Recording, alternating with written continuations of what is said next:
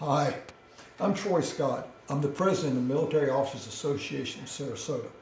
I'm here with Craig Hullinger, a board member of MOAS, and he has given me a list of questions he wants me to answer. First of all, he wants to know how long I've been a member of MOA and MOAS. Well, first of all, I joined the Military Officers Association of Sarasota back when it was TROA, and we were called the ROCS, Retired Officers Club of Sarasota. That was in 1998, and I joined that in March, and shortly thereafter, in May, I became the secretary, and I've been involved in the board almost ever since then.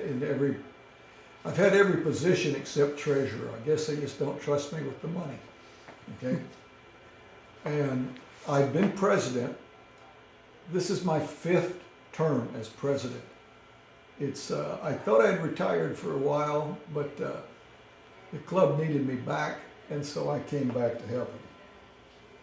MOAS has been very active in supporting our veteran community.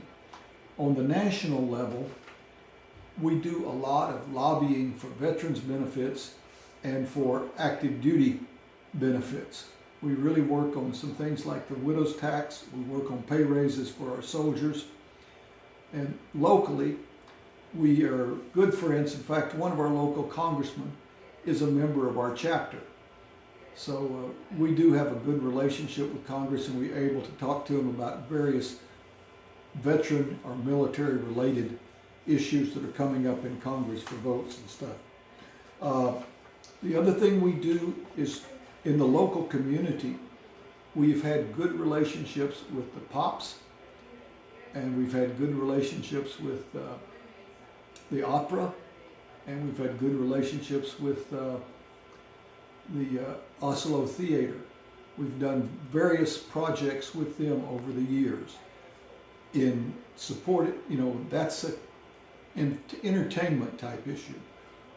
We also support the troops by our sending boxes to them every year. We started in 2003 with all the deployments to Iraq and Afghanistan. We would gather boxes and we would pass them out to people at different places. Sometimes we had some churches supporting us, sometimes we had some schools supporting us, and we usually on Memorial Day and Veterans Day, we pass out a lot of boxes to the people who are there in the community, and we usually get a pretty good percentage of those sent. Over the past year, I think past 17 years, I think we've sent something like 50,000 boxes to our soldiers overseas. The other thing, I'd be remiss if I didn't talk about our scholarship foundation, our Military Officers Foundation, and the scholarships that are awarded. We award scholarships to high school seniors.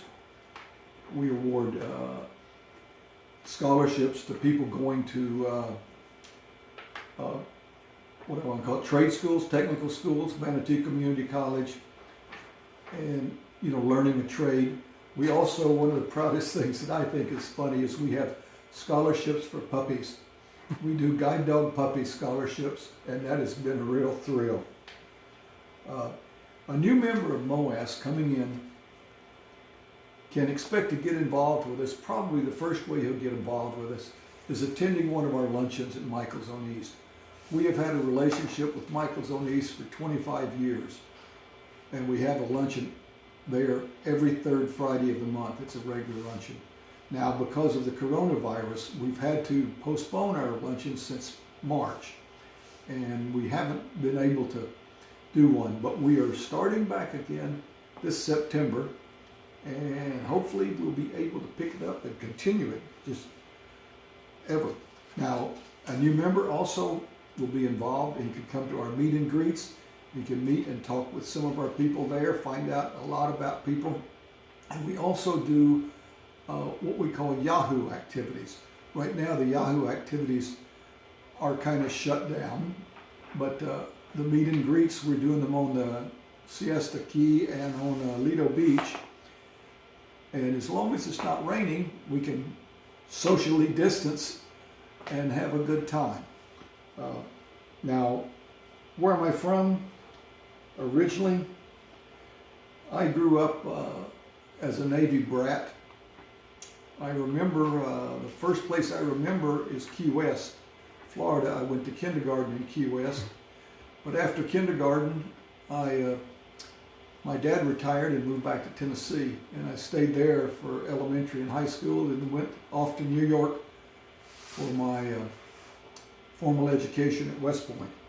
And then when I was in the Army, I have spent 5 years on active duty. During that 5 years on active duty in the Army, I went to Vietnam twice, and I did 2 deployments to Germany for 30-day exercises. So I had a pretty active 5 years when I was there.